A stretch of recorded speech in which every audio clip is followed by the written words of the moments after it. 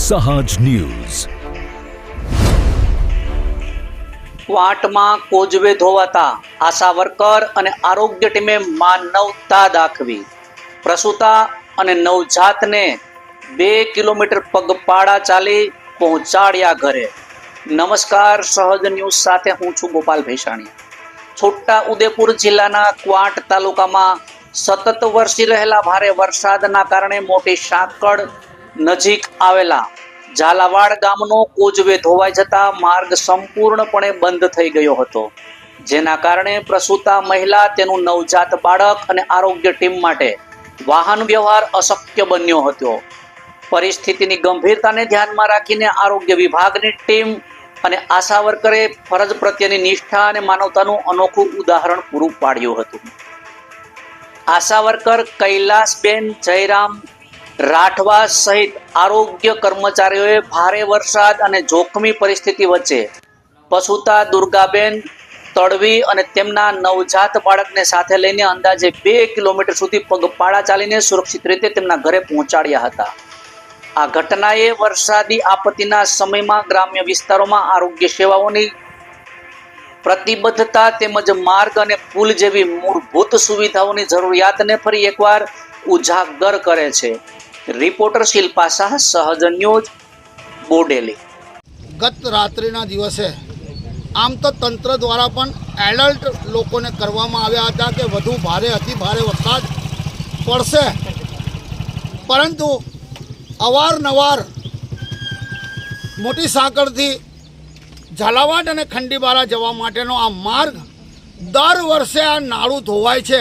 ગત રોજ જિલ્લા પંચાયતની સામાન્ય સભા યોજાઈ હતી, જેમાં મારો પ્રશ્ન આ પુલ બાબતનો જ હતો, પરંતુ ત્યાં આગળ સૈદ્ધાંતિક બાબતોને લઈને એવું કહેવામાં આવ્યું કે તમે 7 દિવસમાં અમને પ્રશ્ન આપ્યો નહોતો, એટલે આજે તમારો પ્રશ્ન નહીં લેવાય।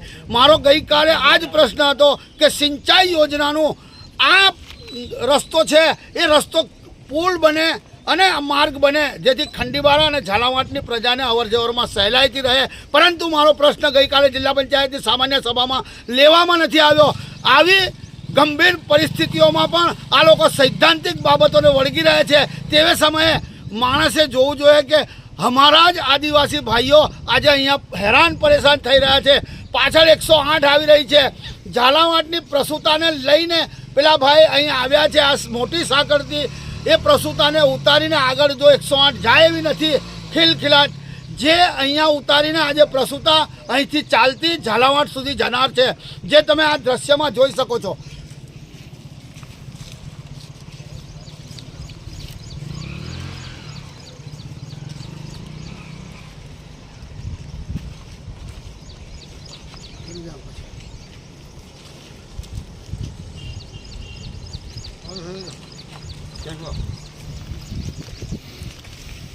જ્યારે ભારતીય જનતા પાર્ટી બૂમો પાડીને 30 વર્ષના શાસનમાં એવું કહે છે અમે વિકાસ કર્યો છે, અમે વિકાસ કર્યો છે।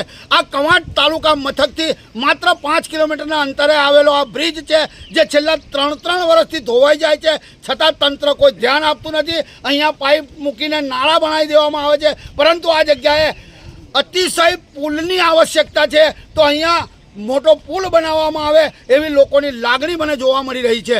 હું હાલમાં જિલ્લા પંચાયતનો સદસ્ય કવાંટ જિલ્લા પંચાયત સીટ ઉપરથી છું, અને આ બધા જ ગામો મારા મત વિસ્તારમાં આવે છે, અને અહીંની પ્રજા હેરાન થાય ત્યારે મારું હૃદય પણ અહીંયા રડે છે।